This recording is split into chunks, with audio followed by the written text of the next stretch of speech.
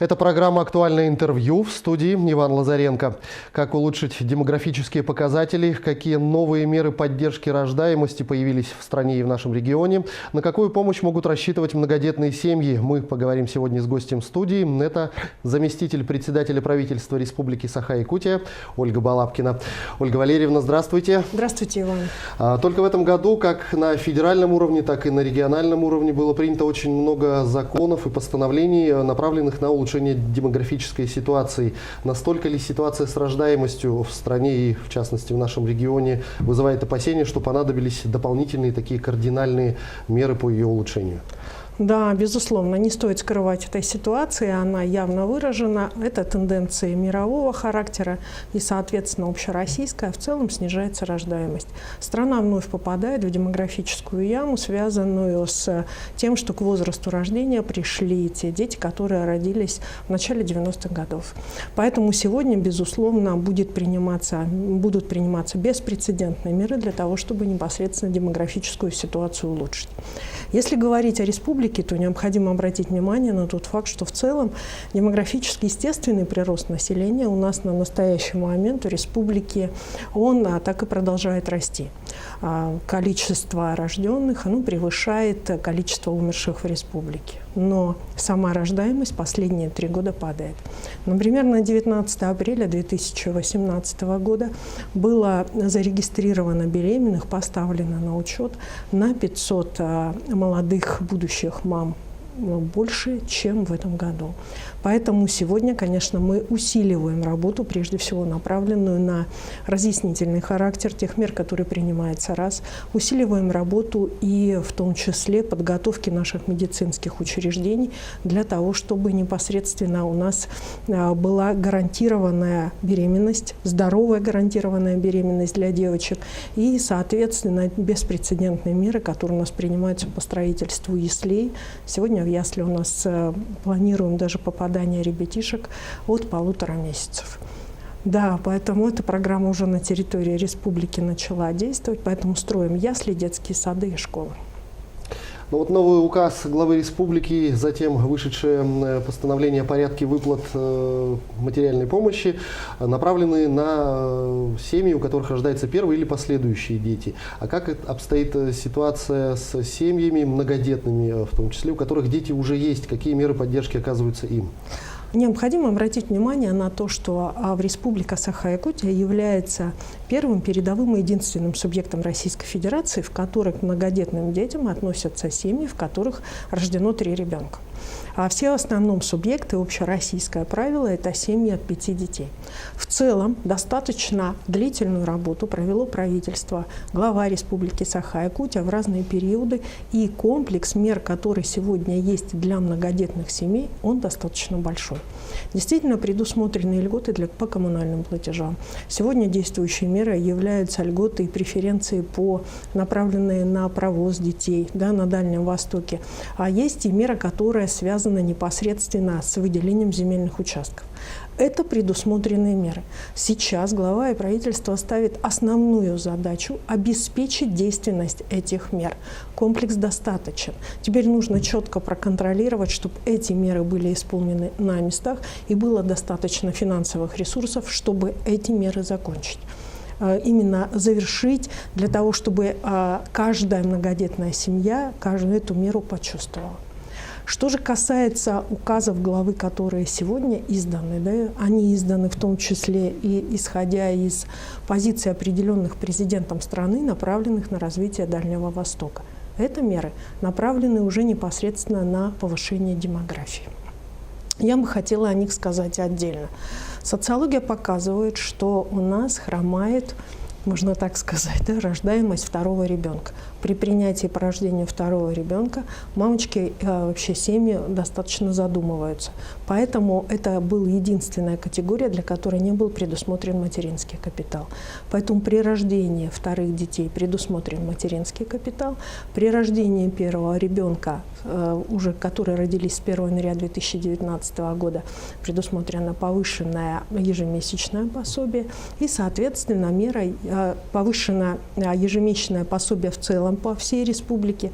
И, наконец, для третьих детей также непосредственно речь идет о ежемесячном пособии. До выплаты, до достижения ребенком? До достижения ребенка трехлетнего возраста. Ну вот одна из мер, которую вы упомянули, поддержки многодетных семей, это выделение земельных участков. Очень регулярно в средствах массовой информации поднимается этот вопрос, что реализация на деле буксует очень сильно. Как сейчас обстоит с этим дела и какая работа ведется в этом направлении?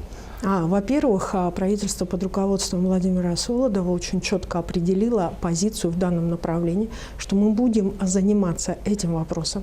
И в этом году в бюджет республики внесено именно непосредственно та сумма для инфраструктуры по земельным участкам для многодетных, которая необходима, которую можно освоить за 1 год. Да? То есть достаточно такой разумный, справедливый подход. Кроме того, в 2018 году действовала мера, по которой, если многодетная семья отказывается от выделенного земельного участка, она вправе претендовать на получение двойного материнского капитала. Этой мерой тоже определенные семьи воспользовались. Кроме того, сегодня мы проводим инвентаризацию как самих земельных участков, так и семей, потому что на самом деле и очереди не соответствуют именно тем потребностям, которые у нас есть. И возможности сегодня многих семей, они разнятся в зависимости от того, какое благополучие у семьи и, соответственно, и потребности.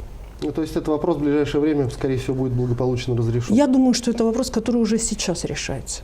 Да, его нельзя назвать нерешаемым вопросом, потому что, в принципе, даже то, что происходит, вот эта вот постоянная систематизация, или, вернее, уточнение списков, да, то, что происходит выделение денежных средств, сейчас задача работать на местах. Вы знаете прекрасно, что можно приехать практически в каждый район республики, и каждый глава похвастается, значит, там, местом, которое он выделил для многодетных. В Алекминске глава района, значит, соответственно, вместе с администрацией принимает решение, самостоятельно подвели коммуникации. Ну, то есть все вместе решаем эту проблему. Накануне Владимир Путин инициировал внесение еще одной льготы для многодетных семей, это льготы на землю и на имущество. Госдума приняла соответствующий закон, и с этого года многодетные семьи уже смогут им воспользоваться. Как вы считаете, насколько это повлияет на материальное благополучие семей и на их достаток, положения?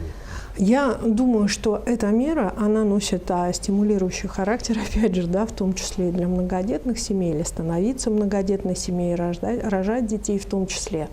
Необходимо обратить внимание, что к налогу нужно относиться как к обязанности, которые обязаны выплачивать все. Налог зависит от кадастровой стоимости земли. Если мы хотим непосредственно все-таки проводить, в общем-то, политику, направленную в том числе на кадастрирование всех наших земель и учет и наведение порядка, то я не могу не сказать, что налоги, которые мы платим на землю, они достаточно большие. И поэтому, конечно же, тогда, когда вот эта вот категория многодетных будет, значит, освобождена, то это достаточно хорошая инициатива. Да, это подспорье. Ну, вот в основном все меры, связанные с поддержкой многодетных семей, подразумевают какую-то материальную выплату. Из каких источников эта помощь будет оказана? Не в ущерб ли каким-то, может быть, другим программам? И где? Все-таки деньги довольно-таки большие. А сразу, когда состоялась первая наша встреча, на которой мы были в Министерстве труда Российской Федерации вместе с министром труда и социального развития Республики Саха-Якутия Еленой Волковой, то при постановке этого вопроса министром по Дальнему Востоку Юрием Петровичем Трутневым была четко поставлена задача, что, конечно же, основную компенсацию должен осуществлять федеральный бюджет. И, соответственно, значит, федеральный бюджет и республиканский бюджет будут разрешать эту проблему. В ущерб это осуществляться не будет. В национальном проекте «Демография» только на поддержку рождаемости в виде выплат в субъектах Дальневосточного федерального округа планируется выделить более 3 миллиардов рублей. Какие еще меры поддержки предусмотрены национальной программой «Демография»? Национальная программа «Демография» – одна из самых больших и комплексных программ. Самих по себе состоит она из 7 подпрограмм. Да, действительно, первая подпрограмма – это социальная поддержка семей с детьми. Вторая подпрограмма включает в себя строительство яслей. Третья подпрограмма включает в себя, прежде всего, создание и повышение количества людей, которые систематически занимаются спортом. Вот здесь по данному вопросу глава Республики Саха-Якутия является руководителем рабочей группы по подготовке доклада у Владимира Владимировича Путина по вопросу именно здорового образа жизни, имея передовой опыт. И этот доклад планируется на Госсовете, в котором мы в том числе наши меры, направленные на то, чтобы стимулировать систематически занимающихся спортом, мы, безусловно, озвучим. Кроме того, необходимо обратить внимание, что демография включает и такую подпрограмму, как непосредственно поддержка продолжительной жизни. И здесь огромное значение имеют два фактора. Это работа по улучшению мужского здоровья и поддержке старшего поколения. Вот здесь бы я хотела сказать отдельно. Точно так же достаточно много сейчас в сети обсуждается вопроса, связанного с некими преобразованиями, которые происходят в сфере различного рода учреждений здравоохранения для лиц пожилого возраста.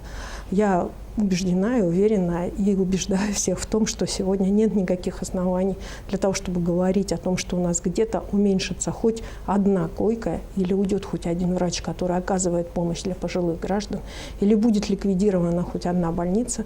Наоборот, мы обсуждаем вопрос об увеличении количества гериатрической помощи непосредственно на территории Республики Саха-Якутия. И гериатрические участки должны появиться в том числе и в районных поликлиниках. Государственные меры поддержки оказываются весьма существенны, я имею сейчас в виду рождаемость.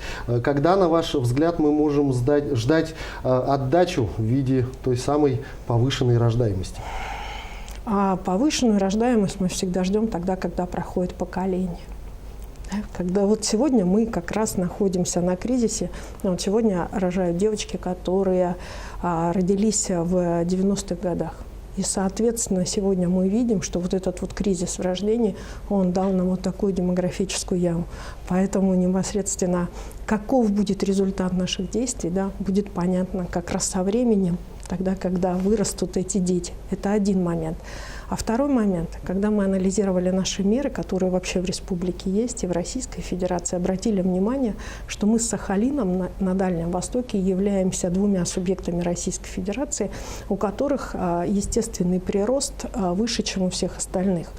И мы обратили внимание и просмотрели сахалинские меры.